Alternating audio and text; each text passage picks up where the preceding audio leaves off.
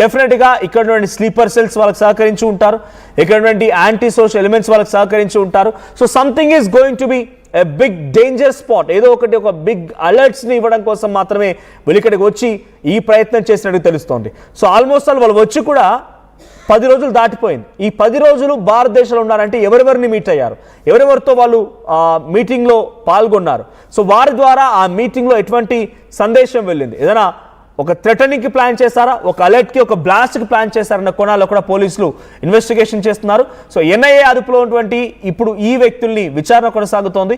So Hyderabad ఎటువంటి alerts ఉన్నాయి, ఈ విషయం పైన మరిన్ని అప్డేట్స్ ప్రతినిధి మధు అందిస్తారు. మధు, సో 6 ఉక్రెయినియన్స్, ఒక అమెరికన్, ప్రపంచ దేశాల్లోకెల్లా జరిగేటువంటి లిబరేషన్స్కి, యుద్ధాలకి ఆయుధాలని, డ్రోన్స్ని లేదంటే ఐడియాలజీని షేర్ చేయడంలో వీళ్ళు కీలక పాత్ర పోషిస్తున్నారు. భారతదేశానికి టూరిస్ట్ వీసాపై వచ్చి ఇక్కడ 10 డేస్గా ఇక్కడే నివాసం ఉంటున్నారు, ఇక్కడిక్కడే తిరుగుతూ ఉన్నారు. సో ఈశాన్య రాష్ట్రాలు దాటి మయన్మార్ వెళ్లేందుకు వెళ్తున్న తరుణంలో అరెస్ట్ అయ్యారు. హైదరాబాద్లో ఎటువంటి అలర్ట్స్ ఉన్నాయి, ఇప్పుడు ఎటువంటి యాంటీ సోషల్ ఎలిమెంట్స్తో వీళ్ళు భేటీ అయి ఉండే అవకాశం ఉంది? ఎగ్జాక్ట్లీ మొదటిసారి కాదు, ఈ సంవత్సరంలో 2026 సంవత్సరంలో జనవరి, ఫిబ్రవరి, మార్చి ఈ 3 నెలల్లో దేశవ్యాప్తంగా కీలకంగా ఎన్ఐఏ దాడులు చేస్తా ఉంది, ఇన్ఫర్మేషన్ తీసుకుంటా ఉంది. గతంలో అరెస్ట్ అయినటువంటి ఉగ్రవాదుల నుంచి కానీ యాక్టివిటీకి సంబంధించిన సమాచారాన్ని సేకరిస్తా ఉన్నారు. ఇది మళ్ళీ మొన్న జరిగినటువంటి ఫిబ్రవరి అరెస్ట్ తర్వాత ఇది 3వ అరెస్టు మార్చికి సంబంధించినటువంటి విషయంలో. దీంట్లో ఎన్ఐఏ దేశవ్యాప్తంగా ముఖ్యంగా ఢిల్లీ, లక్నో, కోల్కతా విమానాశ్రయాలతో పాటు హైదరాబాద్ తర్వాత ఇంకా ఇతర ప్రాంతాలన్నింటినీ కూడా టార్గెట్ చేసినట్టుగా ఛేదించారు. దీంట్లో ఇన్ఫర్మేషన్ తీసుకుంటున్నారు నేషనల్ ఇన్వెస్టిగేటివ్ ఏజెన్సీ. ఈ మధ్య కాలంలో జరిపినటువంటి దాడుల్లో కీలక సమాచారాన్ని రాబట్టారు. దాంట్లో మయన్మార్ కి డ్రోన్లు సప్లై చేసి పెద్ద ఎత్తున దాడులు చేయాలి, డ్రోన్ల ద్వారా దేశంలో అనేక ప్రాంతాల్లో దాడులకు ప్లాన్ చేయాలి అనేటువంటిది వీళ్ళు ప్రధానంగా దీనికి సంబంధించినటువంటి సమాచారం సేకరించడం జరిగింది. హై అలర్ట్ జారీ చేశారు. దీంట్లో హైదరాబాద్ లో కూడా పెద్ద ఎత్తున ఉగ్ర కుట్రకు దాడి చేయాలనేటువంటి ఇన్ఫర్మేషన్ ఛేదించిన తర్వాత ముఖ్యంగా ఎలక్షన్ లో జరిగేటువంటి ప్రాంతాల్లో ఇప్పుడు అస్సాం సంబంధించినటువంటి గౌహతి, అస్సాం సంబంధించినటువంటి ప్రాంతాల్లో కూడా పెద్ద ఎత్తున దాడులు నిర్వహించాలనేటువంటి అక్కడ రాష్ట్ర ప్రభుత్వం అలర్ట్ చేసింది. రాష్ట్ర ప్రభుత్వాన్ని ఎన్ఐఏ అక్కడ ఉన్నటువంటి సమాచారాన్ని తీసుకోవడం జరిగింది. లిస్ట్ లో హైదరాబాద్, ముంబై, ఢిల్లీ, బెంగళూరు ఇట్లా ప్రధానమైనటువంటి ఐటీ కేంద్రంగా ఉన్నటువంటి నగరాలతో పాటు పాపులేషన్ డెన్సిటీ ఎక్కువ ఉన్నటువంటి ఏరియాలను గుర్తించి దాడులు చేయాలనేటువంటిది ప్రధానంగా కొన్ని మాడ్యూల్స్ గుర్తించారు, ఇన్ఫర్మేషన్ తీసుకున్నారు. ఇప్పటికే హైదరాబాద్ లో కూడా అలర్ట్ చేశారు. హైదరాబాద్ లో ఉగ్ర కుట్రకు సంబంధించినటువంటి కేసుల్లో గతంలోనే సయ్యద్ నివాసంలో గుజరాత్ పోలీసులు సోదాలు నిర్వహించి రిమాండ్ కు తరలించినటువంటి సిచ్యువేషన్ ఉంది. లష్కరే తోయిబా సంబంధించినటువంటి ఏదైతే ఉగ్రవాద మాడ్యూల్స్ ఉన్నాయో ఢిల్లీ పోలీసులు గతంలోనే ఛేదించారు. మిజోరం పైనుంచి మయన్మార్ కు డ్రోన్లను సరఫరా చేయాలి, దాంతో దేశంలో దాడులకు ప్లాన్ చేయాలనేటువంటిది ప్రధానమైనటువంటి ఎజెండాగా గుర్తించినట్టుగా తెలుస్తా ఉంది. దీంట్లో పాకిస్తాన్ ఐఎస్ఐకి సంబంధించినటువంటి మద్దతుదారులు ఉన్నట్టుగా భారీ యుద్ధోత్సవానికి ప్లాన్ చేసినట్టుగా గుర్తించారు. గతంలోనే ఢిల్లీలో కూడా కొంతమంది పోలీసులు ఆ ఉగ్రవాదులకు సంబంధించినటువంటి అరెస్ట్ చేశారు, ఇన్ఫర్మేషన్ తీసుకున్నారు. వీరందరిపైన ఇప్పటికే కేసులు నమోదయ్యాయి.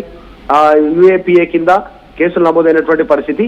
ఈ అరెస్టులతో దేశంలో ముఖ్యంగా ఈ కీలకమైనటువంటి నగరాల్లో హై అలర్ట్ జారీ చేసినటువంటి పరిస్థితి ఉంది. హైదరాబాద్, ముంబై, ఢిల్లీ, బెంగళూరు హై అలర్ట్ జారీ చేసినటువంటి సిచ్యువేషన్ కొనసాగుతుంది. ఈ నిందితుల ఫోన్ డేటా ద్వారా ఇక్కడ ఎవరెవరు సహకరించారు, ఎక్కడెక్కడ సంచరించారు, ఏ ప్రధాన టార్గెట్స్ ఏంటి, వీటన్నిటిని గుర్తించే పనిలో ఉన్నారు. మరింత లోతుగా దర్యాప్తు కొనసాగుతా ఉంది. గత కొంతకాలంగా దేశంలో ఏదో రూపంలో అనిశ్చితి చేయాలి, అలజడి సృష్టించాలనేటువంటిది ఉగ్రవాదుల కార్యకలాపాలు జరుగుతా ఉన్నాయి. కాకపోతే ఈసారి మొదటిసారి ఒక అమెరికా సంబంధించి తర్వాత ఉక్రెయిన్ కి సంబంధించినటువంటి పౌరులు అరెస్ట్ కావడం, వాళ్ళంతా ఇక్కడ ఉన్నటువంటి ఉగ్రవాదులకు ట్రైనింగ్ ఇవ్వడానికి డ్రోన్స్ ఎట్లా వినియోగించాలనే దానికోసం రావడం అనేటువంటిది కాస్త ఆందోళన కొనసాగిస్తా ఉంది. దీని వెనకాల ఎవరు సహకరించారో లోకల్ గా, ఐఎస్ఐ హస్తం ఏంటి, వీటన్నిటిపైన వివరాలు సేకరించే పనిలో ఉంది ఎన్ఐఏ.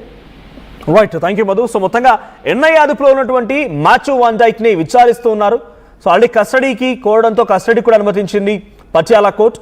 సో ఇప్పుడు ఆయన విచారణ తర్వాత హైదరాబాద్, పూణే, కోల్కతా, ముంబై, గుజరాత్ ఇంకా చాలా కీలకమైన ప్రాంతాల్లో, చెన్నై ఈ ప్రాంతాల్లో ఎక్కడెక్కడ మీరు ఎవరిని కలిశారు, ఎవరితో భేటీ జరిపారు, ఇక్కడ 10 డేస్ పాటుగా టూరిస్ట్ వీసాపై వచ్చిన మీరు ఏం టూరిజంలో పార్టిసిపేట్ చేశారు, ఆ తర్వాత మయన్మార్ వెళ్ళడానికి మీరు ఈశాన్య రాష్ట్రాల వెంట దొడ్డిదారిన ఎటువంటి గైడ్ లైన్స్ని పాటించకుండా ఎందుకు వెళ్లాల్సి వచ్చింది, నిజంగా డైరెక్ట్గా మయన్మార్కి వెళ్ళాలనుకుంటే మీరు ఆ టూరిస్ట్ వీసా ఏదో మయన్మార్కి తీసుకొని మయన్మార్కి వెళ్లాల్సింది. కానీ మధ్యలో భారతదేశాన్ని వాళ్ళు ఎందుకు చూస్ చేసుకున్నారు? ఉక్రేనియన్స్ 17 మంది అండ్ ఒక అమెరికన్. ఈ 17 మందిలో 7 మాత్రమే పట్టుకున్నారు ఇప్పుడు పోలీసులు. ఇంకా 10 మంది బయట తిరుగుతూ ఉన్నారు. ఆ 10 మంది ఎక్కడున్నారు, వారి ఆచూకీ ఏంటనే దానిపైన పెద్ద మొత్తంలో ఇన్వెస్టిగేషన్స్ కొనసాగుతున్నాయి. వారి ఆచూకీ కోసం కూడా వెతుకుతున్నారు. పలు ప్రాంతాలు అలర్ట్స్ జారీ చేశారు. సో డెఫినెట్గా ఇటువంటి చర్యలు ప్రతి సందర్భాల్లో మనం చూస్తూనే ఉన్నాం. ఏదో ఒక చిన్న అలజడి సృష్టించి ఇక్కడ అల్లకల్లోలం సృష్టించడం కోసం మాత్రమే వీళ్ళ ప్రయత్నం కనబడుతోంది. ఇప్పుడు అమెరికన్ కూడా ఒకరిక్కడికి రావడంతో మరింతగా ఆందోళన గురి చేస్తోంది. సో ఇప్పుడు రష్యాకి భారత్ చాలా సన్నిహితంగా ఉంది. సో భారత్ కొంత ఆయిల్ని కొనుగోలు చేస్తోంది అక్కడి నుంచి.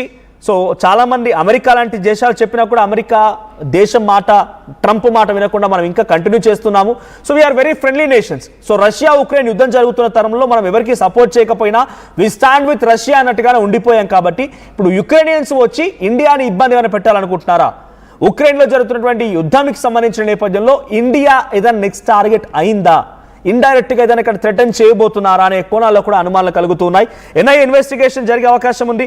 ఎన్ఐఏ ఇన్వెస్టిగేషన్ ఎటువంటి విషయాలు బయటపడతా చూడాలి. బట్ హైదరాబాద్ నగరం ఉన్నటువంటి యాంటీ సోషల్ ఎలిమెంట్స్తో వాళ్ళు ఎలా ట్యాకిల్ చేశారు, వాళ్ళు ఎలా కలిశారు, సో ఎవరెవరితో కలిసారు, ఇవన్నీ కూడా చూడాల్సిన అవసరం అయితే ఉంది.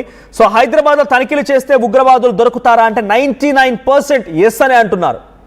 99% ఉగ్రవాదులు దొరుకుతారా అంటే అవును అనే సమాధానం చెప్తున్నారు. కాబట్టి you please take care of your self. And ఒక్కసారి మీ చుట్టూ ఎవరైనా ఉగ్రవాదులు ఉన్నారనే అనుమానం కలిగినా, లేదు స్లీపర్ సెల్స్ లాగా ఉన్నారనే అనుమానం కలిగినా మీరు వెంటనే పోలీసులకు సమాచారం ఇవ్వండి. సో ఇక్కడ 99% ఉగ్రవాదులు దొరుకుతారా అంటే ఎస్ అనే సమాధానం వస్తుందని అర్థం చేసుకోండి. హైదరాబాద్లో ఏ స్థాయిలో ఉగ్రవాదులు చర్యలకు పాల్పడే ఆలోచన ఉన్నవారు, స్లీపర్ సెల్స్గా మారిపోయిన వారు ఉన్నారో అర్థమవుతోంది. సో మీరు దయచేసి అటువంటి వారు ఎవరైనా గమనిస్తే కామెంట్ చేయండి. We will take care. మేము పోలీసులకు సమాచారం ఇచ్చే ప్రయత్నం చేస్తాం, లేదా డైరెక్ట్గా పోలీసులకు సమాచారం. లేదంటే డెఫినెట్గా భారత్ ఇప్పుడు ప్రపంచ దేశాల్లో యుద్ధం జరుగుతున్న సమయంలో భారత్ కాస్త సేఫ్ జోన్లో ఉంది, శాంతిని పాటిస్తోంది. కాబట్టి మనపైన కూడా ఏదో ఒక అలజడి సృష్టించాలన్న ఆలోచన చేసిన నీచ్ కమిన్ కుత్తేగాళ్ళు కూడా ఉన్నారు. వాళ్ళ గురించి ఆలోచించండి. వారిని పనికి పట్టే ప్రయత్నం చేద్దాం, పోలీసులకు సమాచారం ఇద్దాం.